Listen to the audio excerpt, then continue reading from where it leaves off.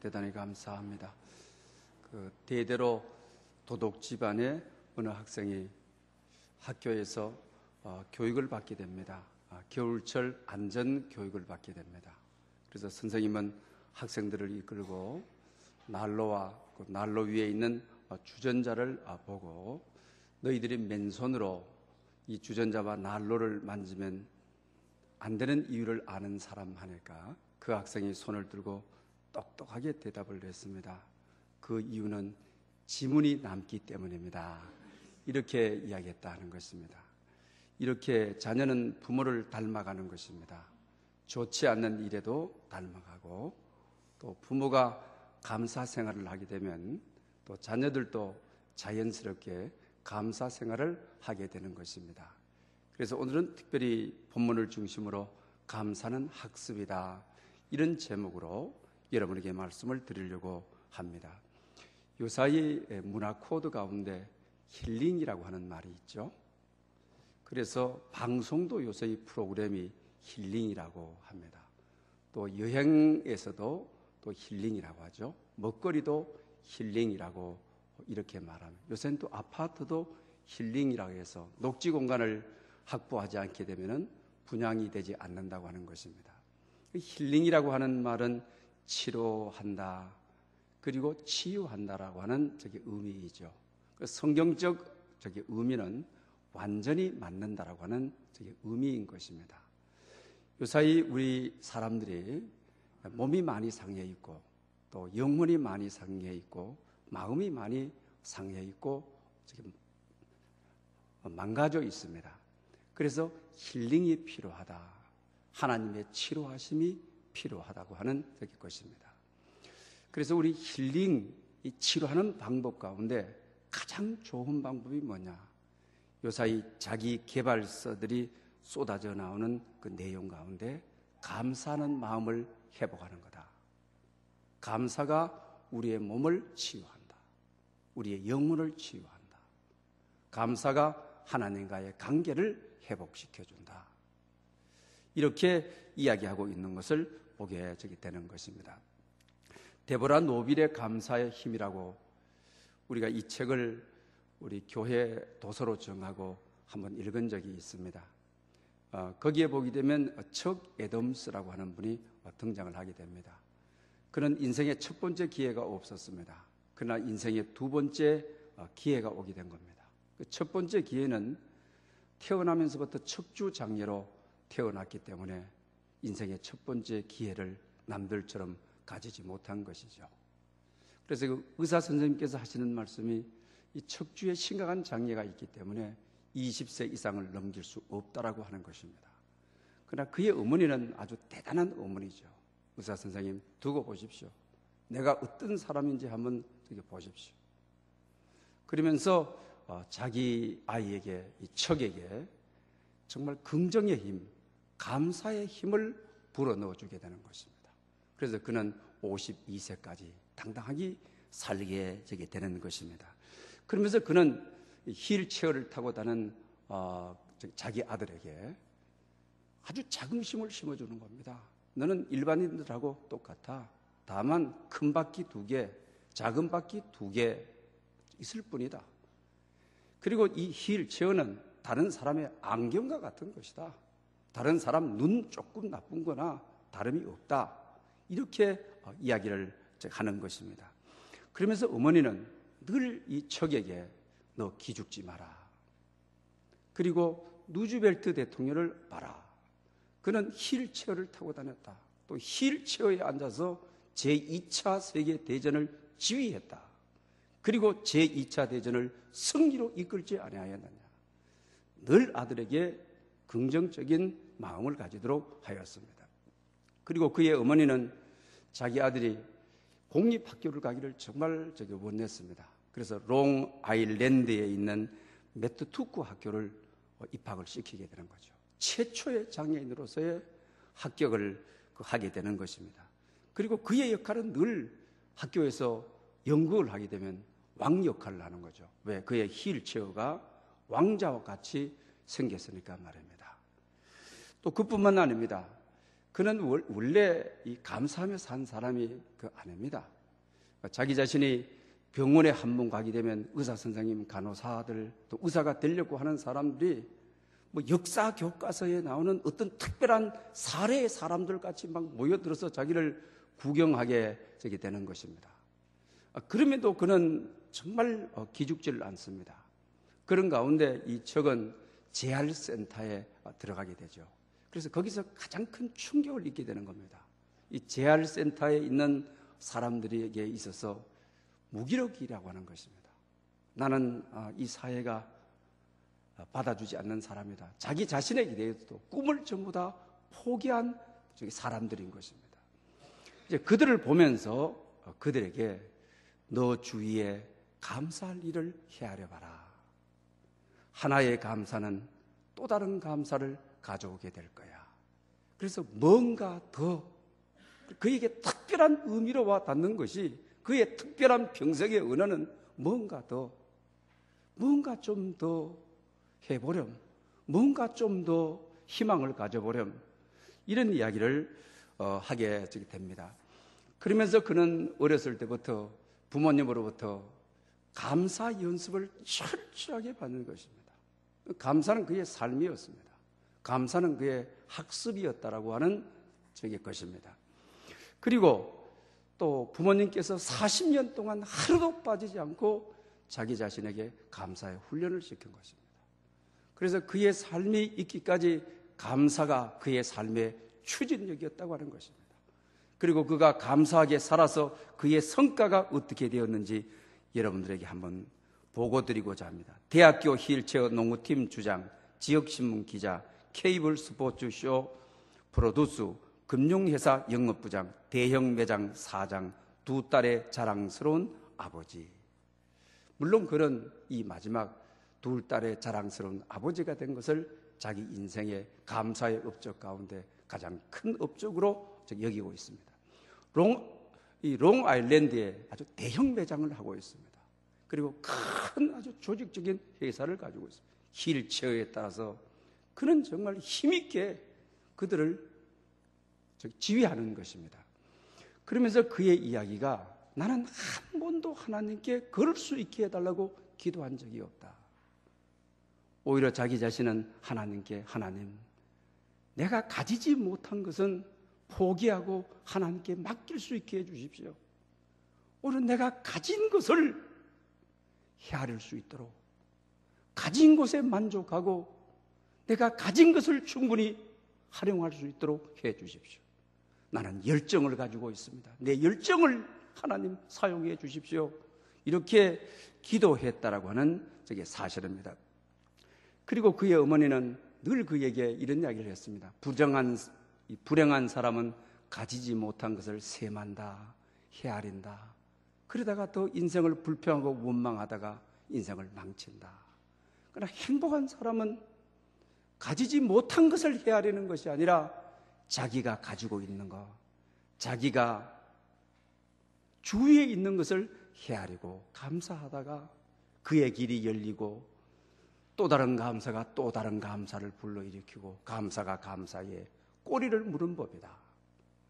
너 어떤 인생을 살 것이냐? 그의 어머니는 매일같이 자기에게 이렇게 감사 훈련을 시켰다고 하는 것입니다. 그리고 자기 자신이 감사 훈련을 받은 대로 사랑하는 둘 딸에게 감사의 가르침을 했다고 하는 것입니다. 그래서 큰딸은 암으로 투병하는 사람들에게 자기 머리를 잘라서 가발을 만들어주는 그런 일을 합니다. 그리고 자기 둘째 딸은 시간이 있을 때마다 도서관에 가서 이 글을 읽지 못하는 시각장애인들에게 글을 읽어주는 일을 합니다. 또 둘 딸은 한 주간에 한 번씩 반드시 고아원에 가서 도시락을 싸서 그들을 섬기는 일들을 하고 있다고 하는 것입니다. 그러면서 아버지로부터 자기 자신이 감사를 학습받았다. 그래서 오늘 설교의 제목은 감사는 학습이다. 감사는 하늘에서 그냥 떨어지는 것이 아니다. 배우고 훈련하는 것이다. 감사는 지혜의 전수 과정이다. 평생 불치의 장애를 가지고 살지만은 부모님으로부터 감사를 배워서 자기 삶이 성공한 삶이 되고, 자랑스러운 둘 딸들에게 감사를 가르치고 감사를 학습시키고 감사를 배우게 하고 감사를 전수받아 자기의 삶을 행복하게 일구어 나가게 했다고 하는 저게 사실입니다. 오늘 본문도 모세가 이제 모압 변경까지 왔습니다. 그리고 요단강만 건너게 되면 가나안 땅에 들어가게 되는 것입니다. 가나안 땅에 들어가기 직전에 그 모세는 여러 말을 할 수가 있습니다. 여러 가지 당부를 할 수가 있습니다. 그러나 오늘 본문은 감사를 전수하고 있다는 것입니다. 삶의 지혜가 감사라고 하는 것입니다.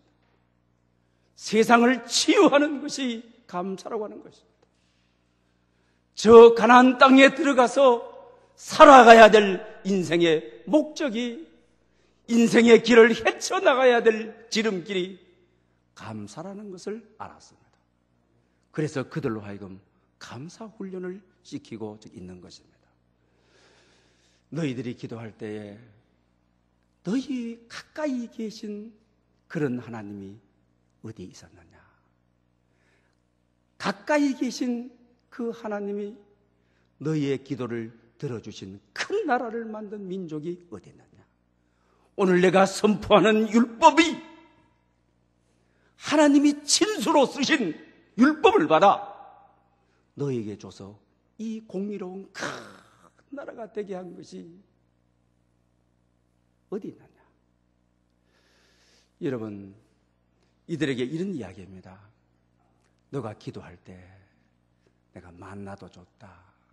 초자연적인 기적이죠. 메추라기도 고기가 없다고 할 때 메추라기를 하늘에서 내려줬다. 홍해가 앞을 가르고 뒤로도 도망갈 수 없고 동쪽으로 서쪽으로도 갈 수 없을 때 하나님은 홍해를 육지처럼 걷게 해줬다. 그리고 너희들이 목말라 죽어갈 때 물 달라고 호소할 때 반석에서 샘솟게 해서 석수를 먹게 해줬다. 그러면서 또 율법, 들어왔던 율법이 아니라 모세를 통하여 하나님의 친수로 쓰신 율법을 너에게 줬다. 너 같은 큰 민족이 어디 있느냐? 너같이 은혜 받은 민족이 어디 있느냐? 너같이 복 받은 민족이 어디 있느냐? 너 같은 나라가 이 세상에 어디에 있느냐? 그런데도 이들은 감사할 줄 모르고 초자연적으로 내리는 하늘의 만나가 당연한 것처럼 돌아서면 또 고기가 없다 하니까 또 하나님이 메추라기 내려주고 또 물이 없다고 또 원망하고 강야에 사던 방법대로 이렇게 살아서는 안 된다. 이제 이 모압 변경 요단강강 건너면 너희들이 영원히 살아야 될 거처가 되는 곳으로 가게 된다. 그러면서 오늘 본문 9절에 세 가지 말을 하지를 여러분 않습니까? 이 일들을 잊지 말아라. 정말 우리도 세상 살아가노라면 정말 신학적으로 말하면 여러분 그렇습니다. 어떻습니까? 예수님께서 나를 위하여 십자가에 죽으심으로 내게 생명을 주셨습니다. 피 한 방울 물 한 방울 남겨주지 않고 그의 몸을 우리를 위하여 양식으로 허락해 주셨습니다. 그리고 내가 떠나는 것이 너희에게 유익이라 성령이 오셔서 진리를 알게 하고 깨닫게 하고 성령의 생명수 강물을 우리에게 마시게 하셨습니다. 이와 같은 은혜 받은 민족이, 은혜 받은 너희들 이 초자연적인 기적, 십자가의 기적은 만나의 기적보다도 더 초자연적인 기적, 감당할 수 없는 기적 아닙니까? 그 일들을 잊지 말아라. 그러면서 또 그 일들을 너 마음에서 떠나게 하지 말아라. 감사해야 된다. 십자가의 은총, 구약에서는 만나와 생명수, 반석을 쪼개어나는 성령의 강물 잊지 말아라. 마음에서 떠나지 않도록 해라. 그러면서 오늘 본문의 핵심적으로 이 일들을 내 아들들과 내 손자들에게 알게 하라. 학습해라. 감사를 가르쳐라. 감사를 전수해라. 세상 살아가는 지혜가 감사에 있음을 너 아들과 손자에게 가르치라. 이렇게 교육하고 있는 것을 보게 된다고 하는 것입니다. 그러므로 사랑하는 여러분, 우리가 정말 감사를 가르쳐야 합니다. 우리가 감사를 학습해야 합니다. 또 우리가 감사하도록 해야 되는 것입니다.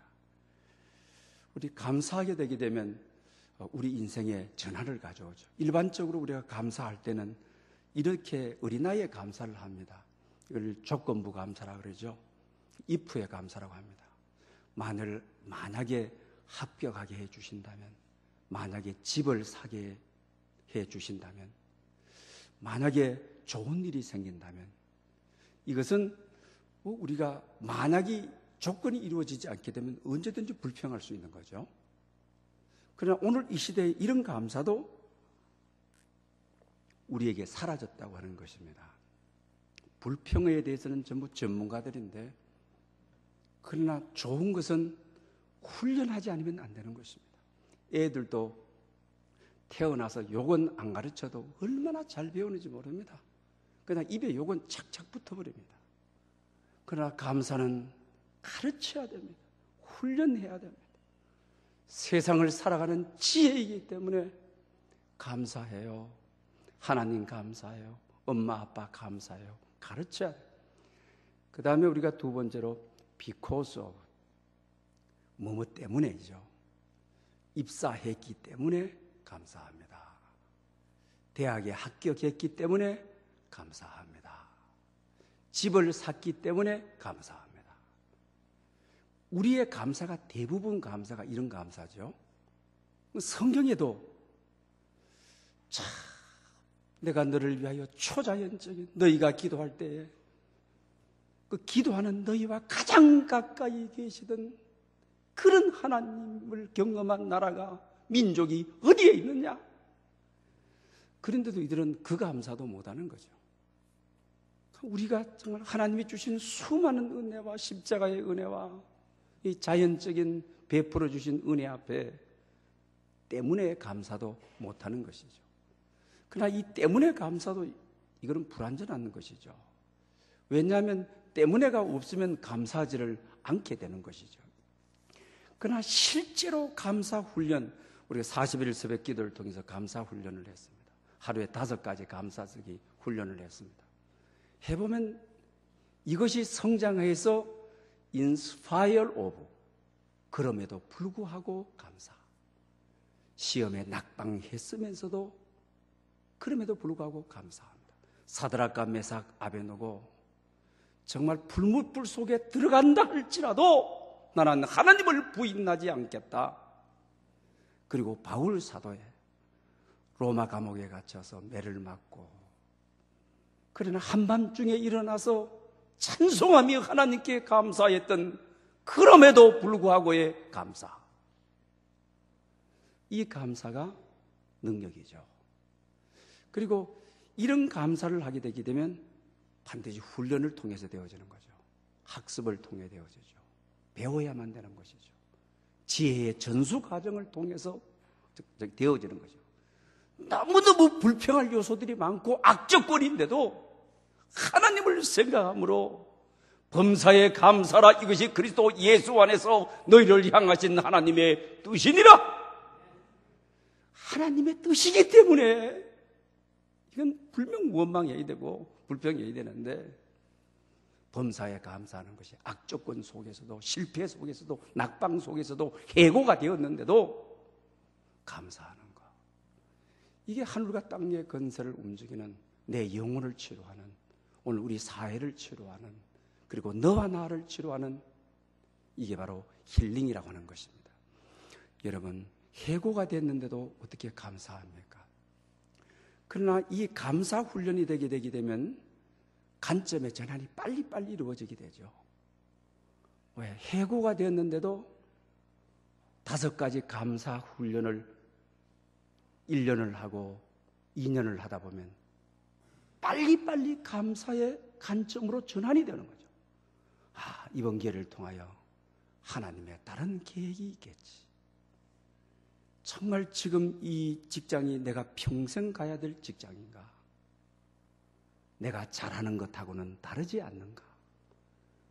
그러니 더 깊이 생각하고 관점의 전환을 빨리 이루어져서 하나님 이 기회를 통하여 다른 내 인생에 장을 열어주실 줄을 믿습니다.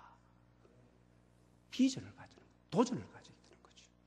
그 도전은 희망을 안겨다 주는 것이죠.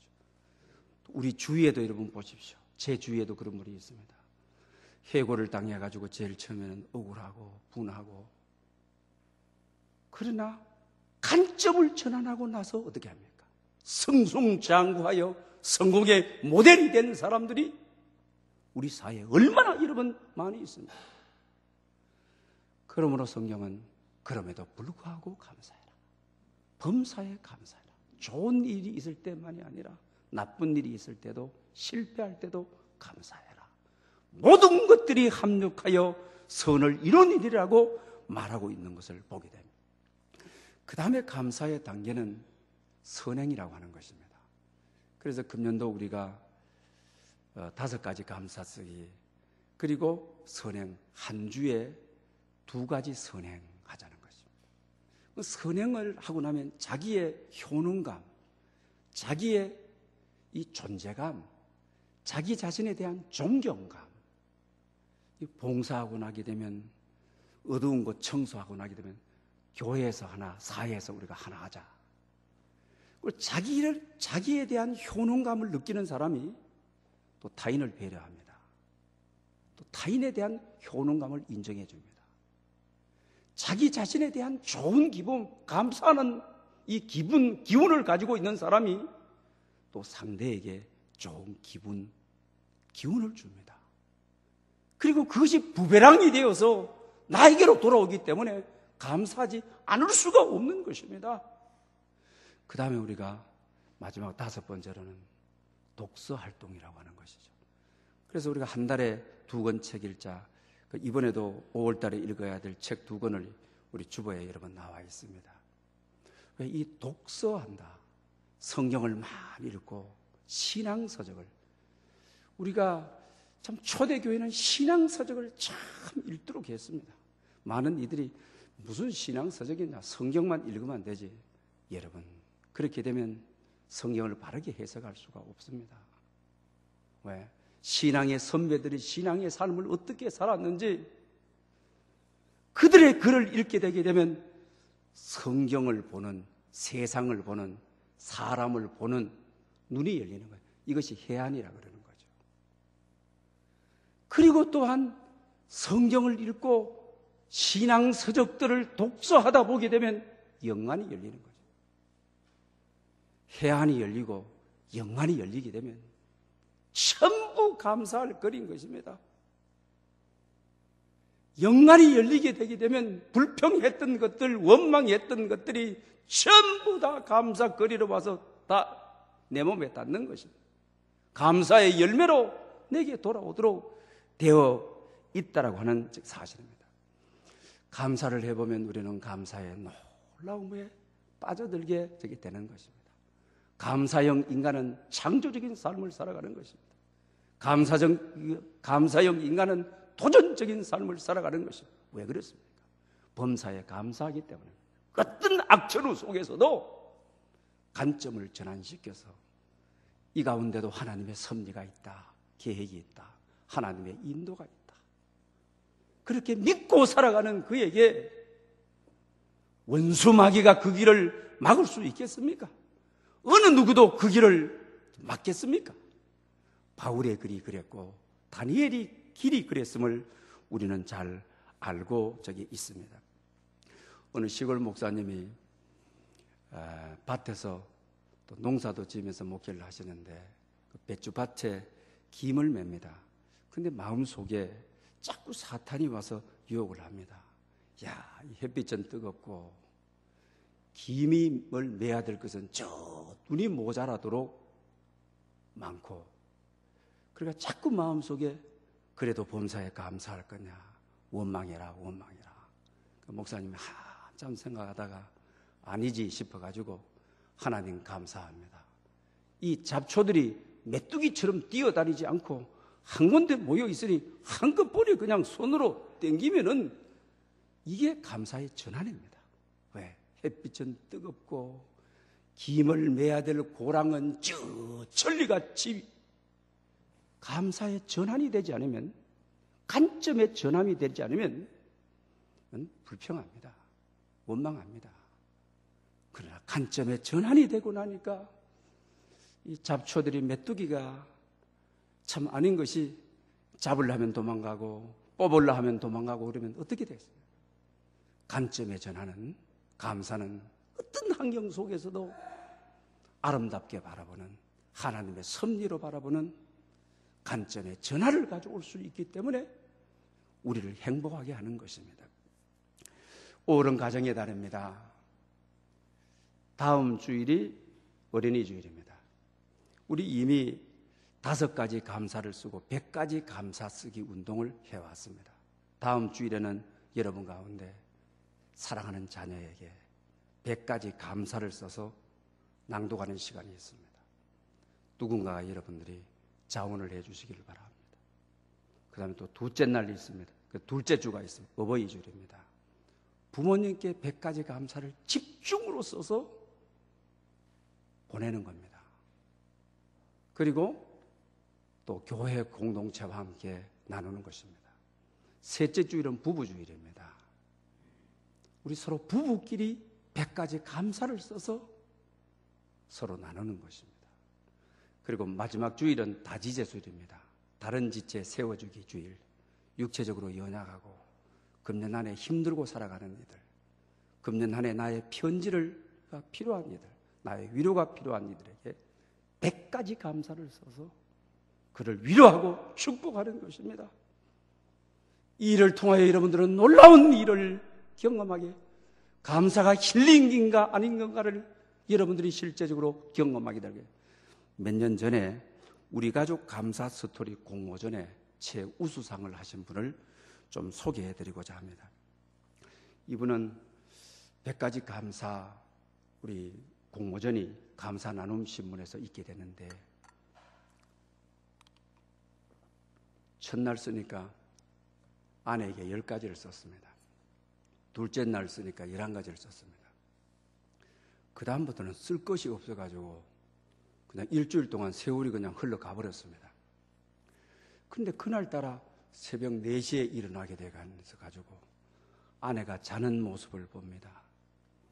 아내가 결혼하기 전엔 아주 날씬했는데 시집 와가지고는 포동포동 살을 찌고, 그 다음에 사건마다 바가지 긁고 불평하는 전형적인 아주마로 변해버렸습니다.